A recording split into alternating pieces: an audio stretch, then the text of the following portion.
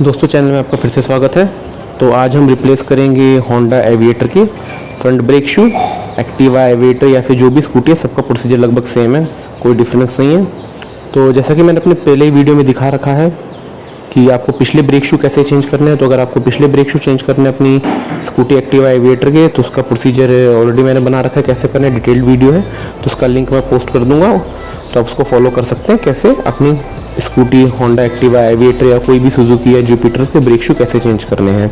तो आज हम करेंगे अगले वाले ब्रेक शू कि आप कैसे आइडेंटिफाई करेंगे कि आपके ब्रेक शू खराब हो गए हैं, या आपका जो लीवर होता है अगर ये इसके सामने आ जाए तो इसका मतलब यानी ब्रेक शू आपके पूरे घिस चुके हैं, अब टाइम है उसको बदलने का। जब मैं ब्रेक लगाता हूँ तो ये इसके सामने आ जाता है, और यहाँ से आप देख सकते हैं एडजस्ट करने के लिए कितने अंदर ये नट जा चुका है। तो काफ़ी अंदर जा चुका है नट, तो यहाँ से पता चल सकता है आपके ब्रेक अगले पूरे ब्रेक शू आपके अगले घिस चुके हैं। और काफ़ी लोगों को पता नहीं होता आपके जो ब्रेक शू होता है उनको एडजस्ट कैसे करना होता है फ्रंट वालों को। तो आजकल की जो स्कूटी आ रही है उनमें कॉम्बो ब्रेक होते हैं, आप देखेंगे 2 वायर आ रही है अगले में। तो आप जब लेफ्ट वाला अपनी स्कूटी में जो लेफ्ट वाला ब्रेक लीवर दबाते हैं तो आपके दोनों ब्रेक लगते हैं, अगले और पिछले। तो अधिकतर होता क्या है, जब हम ब्रेक लगाते हैं हम पिछले ब्रेक पे ध्यान देते हैं कि पिछले ब्रेक लगने चाहिए। तो आपकी किसी भी टू व्हीलर को अगर रुकना है तो आपके अगले ब्रेक भी उतने ही जरूरी हैं। आप पहचानेंगे कैसे आपके अगले ब्रेक नहीं लग रहे, जब आप ब्रेक लगाएंगे पता चलेगा आपकी स्कूटी स्किड खा रही है पिछले टायर और रुक नहीं रही है। तो इसका मतलब आपके केवल पिछले ब्रेक काम कर रहे हैं, अगले ब्रेक काम नहीं कर रहे हैं। तो मैं अगले ब्रेक शू बदलूंगा आज। तो मैं ये जेन्युइन होंडा के ब्रेक शू ले आया हूँ। इस पर प्रिंट रेट 273 है, ये मुझे मार्केट से 250 के 250 रुपये के मुझे मार्केट से मिल गए हैं। तो ये जेन्युइन है, जैसा कि आप देख सकते हैं। तो जेन्युइन पार्टी में यूज़ कर रहा हूँ। बहुत सिंपल प्रोसेस है, डिटेल में है। तो कौन कौन से टूल यूज़ होंगे इस दौरान मैं आपको बताता रहूँगा जैसे जैसे खोलूँगा। तो सबसे पहले हमको जो ये नट है ये ढीले कर लेना है, क्योंकि आपके ब्रेक को थोड़ा अंदर टाइट रखते हैं। तो सबसे पहले एक क्लास लीजिएगा, इसको ढीला कर लेना है हमें।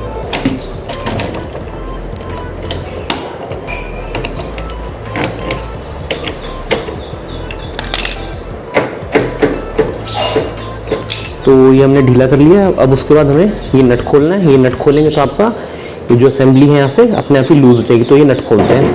तो इस नट को खोलने में आपका 19 mm का सॉकेट लगेगा।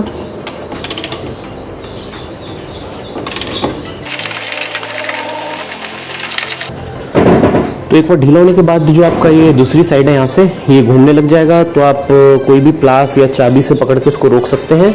तो इसको रोकने के लिए यहाँ पे 14 mm की आप चाबी लगा लीजिए। 14 mm की चाबी मैंने लगा ली है, और इसको यहाँ से खोलते रहिए। तो ये नट खुल गया। तो अब क्या करना है, इसको आप यहाँ से ठोके से बाहर निकाल लीजिए। तो प्लास्टिक से ठोक सकते हैं आप, बहुत आसान है। तो प्लास्टिक ठोक के इसको आपको बाहर निकाल लेना है।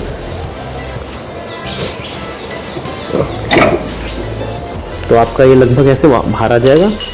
तो आपके इस तरह के स्पेसर लगे होते हैं, ये स्पेसर आपको निकाल लेना है। और आप देख सकते हैं आपका पूरा टायर ही आपका पूरा आसानी से बाहर आ गया है। तो आपकी जो ये ब्रेक है ये लूज़ करने बहुत ज़रूरी है, क्योंकि लूज़ करेंगे तभी आपका आसानी से बाहर आ जाएगा। अगर ये नहीं आ रहा है तो ध्यान रखिएगा आपका अभी भी ब्रेक टाइट है यहाँ से।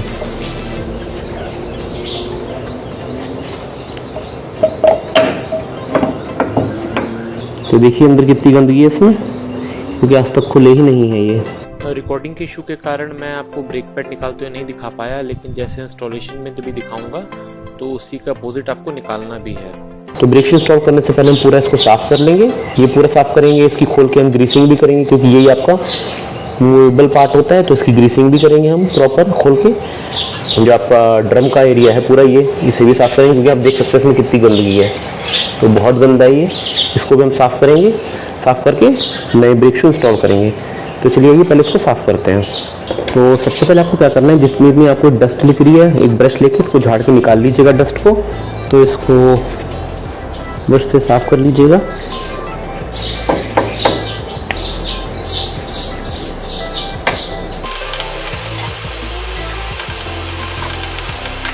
तो ये देख सकते हैं लगभग आपका ब्रश से ही काफ़ी साफ़ हो चुका है।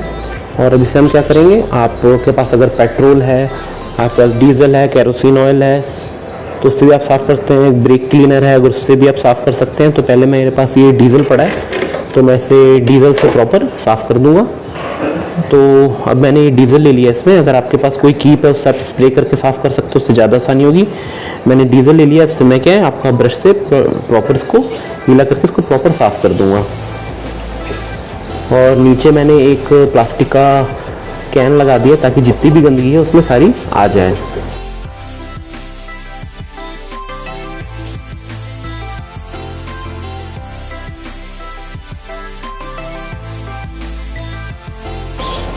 ये जो बीच का है मैं इसको भी साफ़ नहीं कर रहा हूँ, क्योंकि इसमें ऑलरेडी ग्रीस लगी है, इसमें आपकी वायर आ रही होती है स्पीड की, तो इसको मैं साफ़ नहीं कर रहा हूँ अभी। तो कभी जैसे आपकी स्कूटी का क्या होता है, स्पीड का जो स्पीडोमीटर होता है वो चलना बंद हो जाता है, तो उस केस में क्या होता है, या तो आपकी वायर कट जाती है, आपकी जो वायर है समय के साथ वियर टियर होकर वो अंदर से ख़राब हो जाती है, या फिर यहीं से आपका ये जो अंदर इसमें प्लास्टिक की जो होती है ये गियर होता है वो ख़राब हो जाता है। और बाद में एक साफ़ कपड़ा लीजिएगा, इसको प्रॉपर साफ़ कर लीजिएगा आप।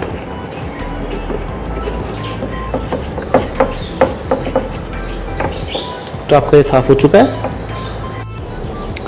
तो ये अंदर से साफ़ हो चुका है। बाहर से क्या होता है, आपकी जो होता है मूवेबल पार्ट होता है, तो इसमें आप ग्रीस लगी होनी चाहिए। अगर ग्रीस नहीं होती तो आपके ब्रेक काफ़ी टाइट हो जाते हैं। तो एक रीज़न था कि ब्रेक टाइट होने का, तो इसको खोल के अगर हमें खोला ही है प्रॉपर ढंग से साफ़ करेंगे, ये नट खोलेंगे, ये स्प्रिंग खोलेंगे, उसके बाद ये आपका लीवर बाहर आ जाएगा। इस लीवर पर हम ग्रीस साफ़ करके ग्रीस लगा के वापस इंस्टॉल कर देंगे। तो ये खोलने के लिए आपको क्या करना है, आपको ये नीचे के ये दोनों नट खोल लेने हैं, ये वाले। उसके बाद ये नट खोल के ये लीवर बाहर निकालते हैं। तो नट मैं पहले खोल लेता हूँ। तो ये दोनों जो ब्रेक एडजस्टर है मैंने इसके निकाल लिए हैं, ये दोनों एडजस्टर निकाल लिए। वायर निकाल लीजिएगा, दोनों वायर आ जाएंगे आपके। और ये जो इसके अंदर लॉकिंग पिन होती है, इसको साइड से साइड करके बाहर निकाल लीजिए। ये दोनों बाहर आ जाएंगी। उसके बाद आपको ये नट खोलना और आपको ये लीवर पूरा बाहर आ जाएगा। अभी आपका ये ढीला हो चुका है। तो इसको खोलने के लिए आपका 10 mm का सॉकेट लगेगा। ये नीचे की तरफ से यहाँ पे नट है, वहाँ लगाना है आपको।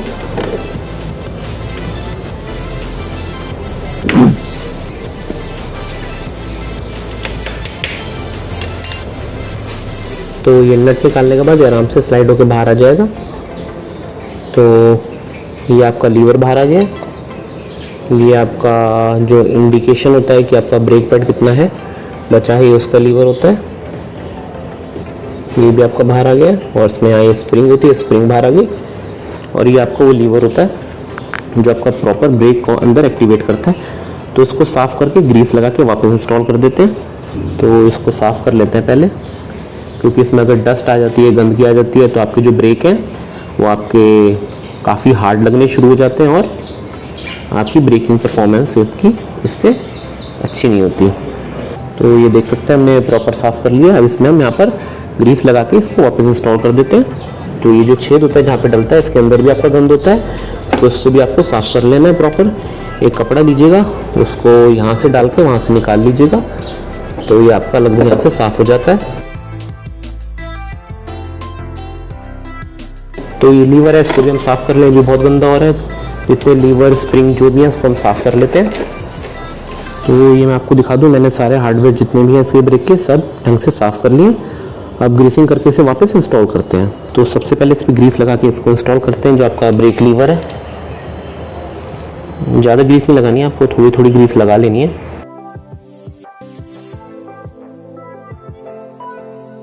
आपके यहाँ पे थोड़ी एक्सेस ग्रीस आएगी, इसको निकाल लीजिएगा। इसके साथ एक ये छोटी सी फॉर्म निकली थी, ये फॉर्म भी लगा देंगे हम। जो फॉर्म होती है इसलिए होती है ताकि आपकी डस्ट और गंदगी है वो अंदर ना आ जाए। तो ये लगाने के बाद सबसे पहले मैं स्प्रिंग अलाइन कर लिया। स्प्रिंग अलाइन कर लीजिएगा। स्प्रिंग के आपके यहाँ पे एक छेद होता है, तो उससे आपकी स्प्रिंग अलाइन हो जाएगी। स्प्रिंग अलाइन करने के बाद आपको जो आपका ये ब्रेकिंग का है और आखिरी में आपको ये लीवर इंस्टॉल कर देना है। तो ये लीवर आखिरी में इंस्टॉल कर देना है। और उसके बाद जो आपका ये नट निकला था इसका वो इंस्टॉल कर देंगे, बोल्ट, और पीछे से ये इसमें नट लगा देंगे। 10 mm का सॉकेट लगा के इसको टाइट कर देंगे। तो साफ़ करके हमने पूरी असेंबली आके इंस्टॉल कर लिया। अब वापस हम ये जो वायर है ये कनेक्ट कर देते हैं, जैसे निकाली थी वैसे ही कनेक्ट कर देंगे। तो मैं आपको ये वायर कनेक्ट करके दिखा दूँ। होल्ड होता है, ये आपके ब्रेक के जिसको लीवर है उसको होल्ड करता है।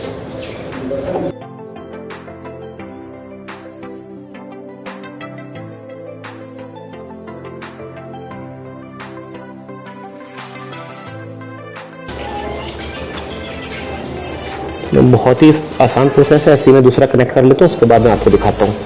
तो ये नीचे के जो लीवर है मैंने इंस्टॉल कर दिए ये दोनों ब्रेक आपके लीवर एडजस्ट के साथ मैंने इंस्टॉल कर दिए। तो लगभग मैंने जो ये सामने अलाइन है इसके सामने कर लिया है, बिल्कुल सामने अलाइन है लगभग।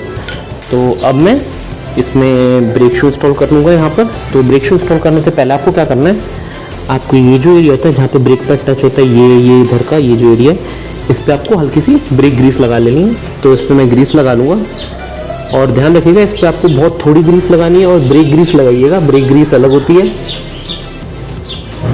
तो इस एरिया पे ब्रेक ग्रीस लगाना है यहाँ पर और थोड़ी सी ग्रीस थोड़ी सी लगेगी, ज़्यादा मत लगेगा, यहाँ पे लगा लेनी है और थोड़ी सी इधर की तरफ। और ये मैं ब्रेक ग्रीस ही यूज़ कर रहा हूँ, आप देख सकते हैं ये कॉपर बेस्ड होती है। तो इसी को हमें ब्रेक के लिए यूज़ करना होता है हमें। बाकी जो ग्रीस होती है जो मैंने भी यूज़ करी इससे पहले, जो मैंने आपके यहाँ इसके अंदर लगाई थी, वो आपका बाय प्रोडक्ट होता है। और यहाँ पे जो होती है आपको ब्रेक ग्रीस ही आपको यूज़ करनी होती है, क्योंकि जो इसका हिटिंग पॉइंट होता है बहुत ज़्यादा होता है। अब नया ब्रेक शू इंस्टॉल करना है, तो जब ब्रेक शू खोलें उससे पहले एक बार चेक कर लेंगे कि आपका जो पुराना है और नया है आइडेंटिकल हो।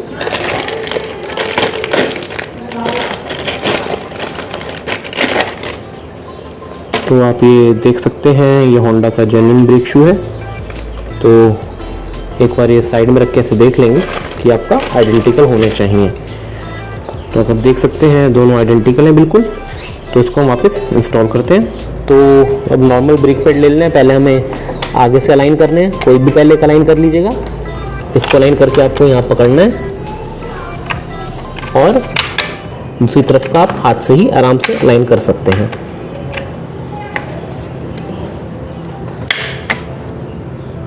तो आपके ब्रेक शू ये इंस्टॉल हो गए बहुत आसानी से, देख सकते हैं आप ये। तो वापस व्हील हब इंस्टॉल करने से पहले हमें ये पूरा साफ़ कर लेना है, ये बहुत गंदा है क्योंकि। तो उसको साफ़ करने से पहले क्या करें, एक सूखे कपड़े से पहले इसके अंदर की जो इतनी भी गंदगी है वो निकाल लें। ये लगभग सूखे कपड़े से आपकी निकल जाएगी। इसको फिर उल्टा करके एक बार झाड़ लें। और आपको क्या करना है, ये जो एरिया है ये एरिया आपका ड्रम को, जो ब्रेक शू है वो इस एरिया को पकड़ता है, तब आपको ब्रेक अप्लाई होते हैं। तो आप एक सैंड पेपर लीजिएगा, उस पर हल्का सा करके इसको साफ कर लेना है। इस एरिया को ज़्यादा दबा के मत करिएगा, थोड़ा थोड़ा इसको हम साफ कर लेंगे, क्योंकि ये आपका है बिल्कुल स्मूथ हो जाता है ब्रेक लग के। तो इसको थोड़ा साफ कर लेना है।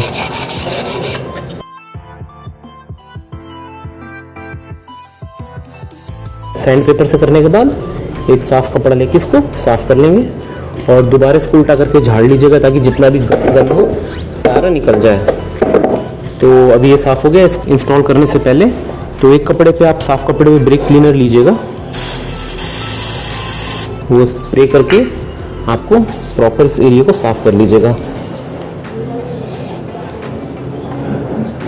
ध्यान रखिएगा ब्रेक क्लीनर हो या फिर थ्रॉटल बॉडी क्लीनर ही हो, कोई ऑयल बेस्ड प्रोडक्ट मत लीजिएगा, क्योंकि एरिया बिल्कुल ड्राई होना चाहिए। तो ये हमने साफ कर लिया। तो ये ड्रम हमने साफ कर लिया, वापस इसको इंस्टॉल करते हैं। तो बंद करने से पहले क्या करिएगा, ये जो पोर्शन है इसको भी थोड़ा रेग मार्क से रगड़ लीजिएगा, क्योंकि इस पर आपके ब्रेक ऑयल के हाथ लग जाते हैं, थोड़ा गंदा होता है। तो ये जो एरिया है इसको थोड़ा सैंड पेपर से रगड़ लीजिएगा, थोड़ा सा रगड़िए दोनों तरफ के।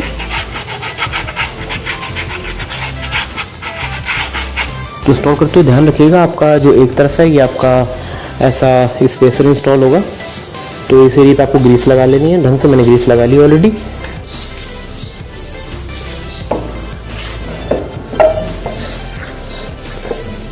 तो पहले इसमें आपको अपना जो ये ब्रेक का है पूरा हब इंस्टॉल कर लेना है और उसके बाद आपको यहाँ पे ये अलाइन करना है। तो आप जब अलाइन करेंगे ये देखिएगा यहाँ पे इसमें एडजस्ट हो जाएगा यहाँ पर बैठ के, जैसे कि आप देख सकते हैं। दूसरी साइड पे आप देखेंगे तो आपका यहाँ पे गैप आ रहा है, अभी ये देख सकते हैं यहाँ पर। तो यहाँ पर आपका जो है स्पेसर इंस्टॉल होगा। पहले स्पेसर इंस्टॉल कर लेंगे। तो स्पेसर इंस्टॉल कर लिया है। तो स्पेसर इंस्टॉल हो गया। आपको जो लंबा वाला बोल्ट होता है इस पर आपको ग्रीस लगा लेनी है, पूरे पे आपके ये ग्रीस लगा लीजिएगा इस पर। और यहाँ से आपको ये अलाइन करते हुए आप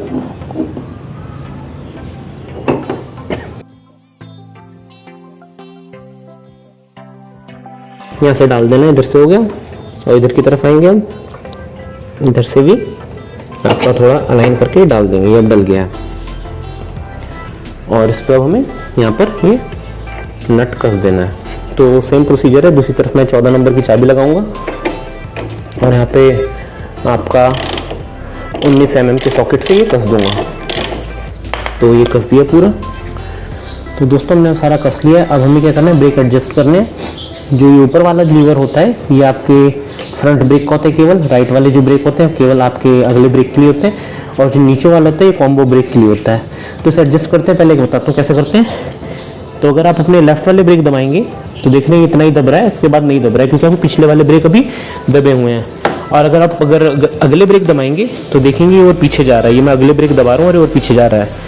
तो यानी अभी से हमें और एडजस्ट करना पड़ेगा कॉम्बी ब्रेक को, नीचे वाले को।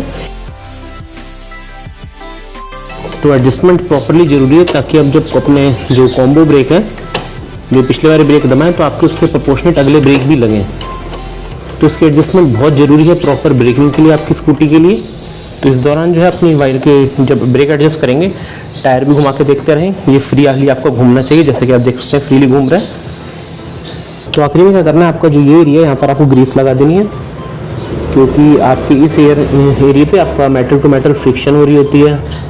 तो आपको थोड़ी ग्रीस लेके इस एरिया पे लगा देनी है ताकि आपका जो ये एरिया है यहाँ पर ज़्यादा फ्रिक्शन ना हो।